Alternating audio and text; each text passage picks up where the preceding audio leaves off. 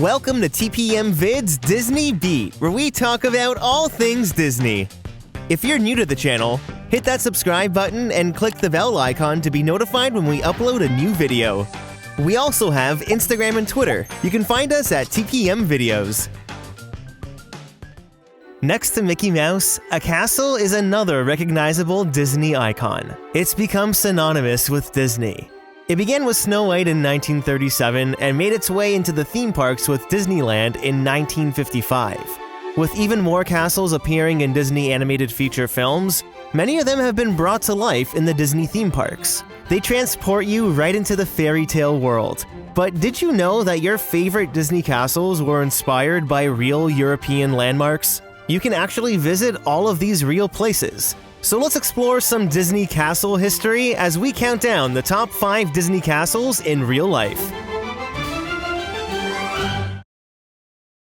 Number 5. In the 1989 animated classic The Little Mermaid, we're introduced to Prince Eric's castle nestled by the seashore in what appears to be a Mediterranean-like country. It's a really unique design, especially with its base sitting in the ocean. At Magic Kingdom in Walt Disney World, Prince Eric's castle was built as part of the facade for the Little Mermaid dark ride in 2012. It's literally identical to what is seen in the film, and this castle was inspired off the Château de Chillon in Switzerland. The castle dates all the way back to 1536 and was originally built to control the road from Burgundy to the Great St. Bernard Pass. In the 19th century, the castle went through an extensive restoration, where they practically rebuilt the monument from scratch. Over time, it served as a warehouse, hospital, and at one point even a prison, plus inspiration to Disney's Little Mermaid. Right off the bat, you can see the similarities in the design from the mix of curved towers in addition to more squared-off walls. Disney also mimics the castle's bridge and pillars with the lookout section of Prince Eric's castle. It's quite literally an over-exaggerated animated version of the medieval island castle with rounded lines using similar color schemes. It's kind of surreal how similar they are, isn't it? Today, this real-life fairy tale castle is open to the public for tours. So if you ever find yourself in Switzerland, visit the Château de Chillon and who knows, maybe you'll spot a mermaid. Number 4. Disneyland in Anaheim, California is where you can find the original Disney castle. Sleeping Beauty Castle sits at the center of the theme park, and it's one of the most recognizable castles in the world. It's truly a Disney icon, and it was inspired off the Neuschwanstein Castle in Bavaria, Germany. Standing 213 feet tall, this European castle is a Romanesque revival palace that dates all the way back to the 19th century. It was originally built as a home for King Ludwig II, but by the time it was complete in 1886, Ludwig died and it's been open to visitors ever since. Walt Disney, along with his wife, traveled to Germany and actually visited the castle before deciding he wanted to use it as inspiration for Disneyland.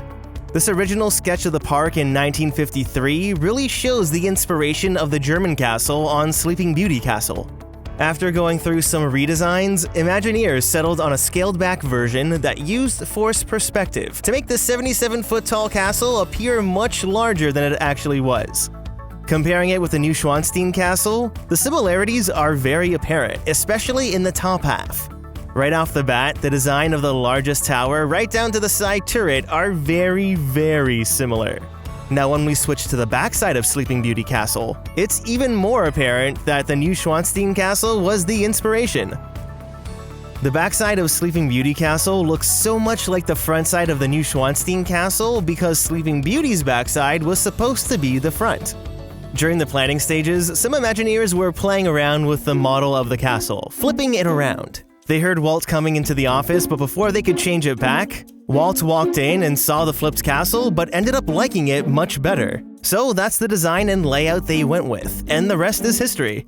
Now, if you're familiar with the film Sleeping Beauty, the castle is a little different in design and size when you compare it to the theme park. At the time Disneyland was being built, Sleeping Beauty hadn't even been released yet. They were only halfway through production, and it was still 4 years away from its release in January of 1959. Walt could have easily used the castles from Snow White or Cinderella, but instead ended up going with Sleeping Beauty to promote the new film. In designing and building Disneyland, there was a lot of crossover between animators and Imagineers, but both castles were designed by different Imagineers. That's another reason why they look different. The Neuschwanstein Castle might be pretty far from California, but its Sleeping Beauty inspiration brings a little touch of Europe right into Anaheim. Over the years, the castle has seen many different color schemes, usually more along the pastel route that were in line with the colors of the Neuschwanstein Castle. It wasn't until 2019 when Sleeping Beauty received a new paint job that really evokes more of that sense of fantasy. I think it looks great, but here's a question for you. Do you prefer the new vibrant colors or the more muted colors of the past? Comment below. Number 3. Over at Magic Kingdom in Walt Disney World, the 189-foot Cinderella Castle is the theme park's centerpiece. Although Sleeping Beauty Castle was the original, Cinderella Castle is probably the most iconic Disney castle, especially since it's now become the production logo of Walt Disney Pictures. Cinderella Castle was built in 1971 and was based off the castle in the 1950 animated feature film Cinderella. It's said that Cinderella's castle in the film was inspired by the Craigievar Castle in Scotland. There are definitely similarities, especially when looking at the height. The designs are both slim with long vertical lines. The 7-story castle dates all the way back to 1626, when it was built as a home for the Forbes family and remained a family home until the 1960s. When it came time to design Cinderella Castle in Florida, Imagineers referenced the film's castle but turned to a variety of other castles for more inspiration. Designed by Imagineer Herb Ryman, Cinderella Castle is a cross between medieval architecture mixed with the Gothic flamboyant style of the 1400s. With its 27 spires and towers, Imagineers took bits and pieces from a variety of castles, the first one being the Neuschwanstein Castle in Germany. It definitely proved to be a successful inspiration at Disneyland. Then, in addition to Neuschwanstein, many French castles built between the 12th and 17th centuries were also key inspirations. This included the Château de Chenonceau, Château de Périfonds, Château de Chambord, Château de Chaumont, and Château de Ussé. Don't you just love my butchered French? Thank you. The large round towers at the base of Cinderella Castle are reflective of this medieval architecture found in all of the French castles. Now, when it comes to the top portion of Cinderella Castle, which includes the windows and spires, these are reflective of the Gothic architecture, which drew inspiration from the Można Castle in Poland, as well as the Tin Church in Prague, Czech Republic. One of the most prominent features of Cinderella Castle is the large gold spire, and this was directly inspired off the spire of Notre Dame in France. Both of these pieces of architecture are just gorgeous, don't you think? Imagineers even took the ornamental gargoyles from Notre Dame and brought them into the Disney fairy tale castle. Over the years, Cinderella Castle has seen many different color schemes, including its newest look that debuted in July of 2020. It looks like the Craigievar Castle in Scotland had a lot more inspiration now, doesn't it? Number 2. As you approach the Be Our Guest restaurant in Fantasyland at Magic Kingdom, you can find the Beast's Castle nestled on top of the hill, and it was based right off the Beast Castle we see in the film. The castle was added to the theme park in 2012 during the new Fantasyland expansion. It's a pretty close representation of the animated renderings, but just a bit less cartoony. Well, the Beast Castle in the 1991 animated feature film was inspired by a real French castle that was actually briefly mentioned earlier. The Château de Chambord was built between 1519 and 1547 and can be found in the Loire Valley in France. It's the largest castle in the region and is a prime example of Renaissance architecture.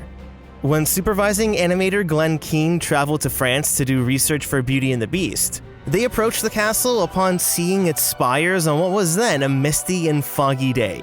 They knew this was the Beast's castle. Keane described it as an ominous and impressive place. You can really see the influence on the exterior with the large circular section at the entrance of Chambord, plus the various turrets and towers as well. When it came to design the Beast Castle in the 2017 live-action film, they again turned to the Château de Chambord for inspiration. Only this version is much more realistic. Now over at Magic Kingdom, they used forced perspective to bring this French castle into Fantasyland. It's effective when you're further away, but as you get closer, the illusion is not as convincing. The actual size of the castle was nowhere near the size of Cinderella Castle, or even Prince Eric's castle for that matter. It falls more under a miniature model. Here you can see the scale of the castle in relation to the construction worker. Now, if you're viewing it from the side of the bridge in Fantasyland, it's like the castle was too small or the mountains are too short, and it just doesn't carry out the illusion convincingly. It also lacks a lot of detail on the body of the structure when you compare it to other Disney castles, or better yet, to the Beast Castle that's currently being built at Tokyo Disneyland. The amount of detail that's going into this design is phenomenal, from the bricks right down to the intricate stonework of the balconies. Although it is the castle from the animated film, the architecture and style takes on more of a realistic form, and it's a closer representation of the Château de Chambord, which inspired it all. Number 1. Over at Disneyland Paris, you can find Sleeping Beauty Castle, or in French, Le Château de la Belle à Bois Dormant. It soars 160 feet over the park, and it's quite different than Sleeping Beauty Castle at Disneyland in California. It's actually much similar to Sleeping Beauty's castle in the film. As we've seen here in this video, a lot of inspiration for Disney castles have come from castles in France. Since the country is home to so many real castles, Imagineers needed to approach the castle for Paris a bit differently. They decided to push the idea of fantasy over realism when comparing it to the American Disney castles. There was, however, one real castle that served as inspiration, and that was Mount St. Michael in Normandy, France. The towering castle at the top of its surrounding village gave Imagineers the sense of fantasy they were after.